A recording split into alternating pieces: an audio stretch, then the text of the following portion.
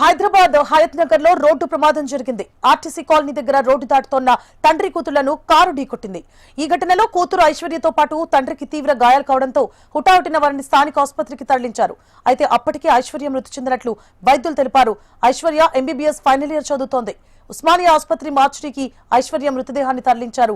తండ్రికి చికిత్స కొనసాగుతోంది. ఈ ఘటనపై కేసు నమోదు చేసిన పోలీసులు కారు నడిపిన వ్యక్తిని అదుపులోకి తీసుకున్నట్లు తెలుస్తోంది.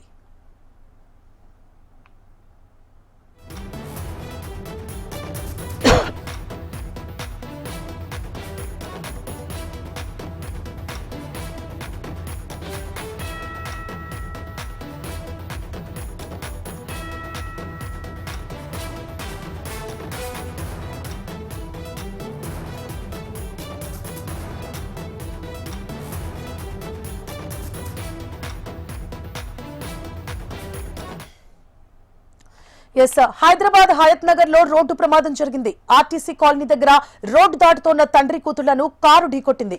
ఈ ఘటనలో కూతురు ఐశ్వర్యతో పాటు తండ్రికి తీవ్ర గాయాలు కావడంతో హుటాహుటిన వారిని స్థానిక ఆసుపత్రికి తరలించారు.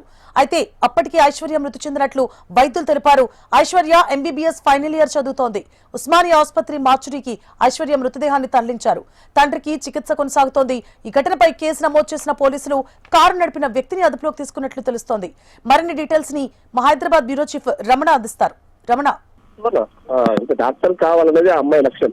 అలాంటి అమ్మాయి ఇంకొక ఈ సంవత్సరం అయిపోతే తను డాక్టర్ గా కూడా తన వృత్తిని కూడా మొదలుపెట్టేది. అలాంటి ఒక అంటే మంచి ఉద్యోగ భవిష్యత్తు విద్యార్థిని రైతు విద్యార్థిని రోడ్డు ప్రమాదం రూపంలో చనిపోవడం తీవ్ర విషాదం నిలుపుతుంది. అయితే సెకండ్ సాటర్డే సండే రావడంతో తను యాక్చువల్గా మహబూబ్ నగర్ ఎంబీబీఎస్ కాలేజ్ లో కూడా వైద్య కళాశాలలో తను చదువుకుంటాను. డీటెయిల్స్ కారణంగా అత్యంత ఇంటికి వచ్చింది. ఈ రోజు మళ్ళీ మేనేజర్లోని ఇంటి దగ్గర తండ్రితో కలిసి రోడ్డు దాటున్న సందర్భంలో ఒక్కసారిగా వేగంగా వచ్చిన కారు అతివేగంగా వచ్చిన కారు ఇద్దరు ఢీకొట్టింది. ఈ ఘటనలో తీవ్రంగా ఏర్పడ్డ ఐశ్వర్య అతను తన తండ్రి పాండును కూడా హుటాహుటిన ఆసుపత్రి తరలించారు.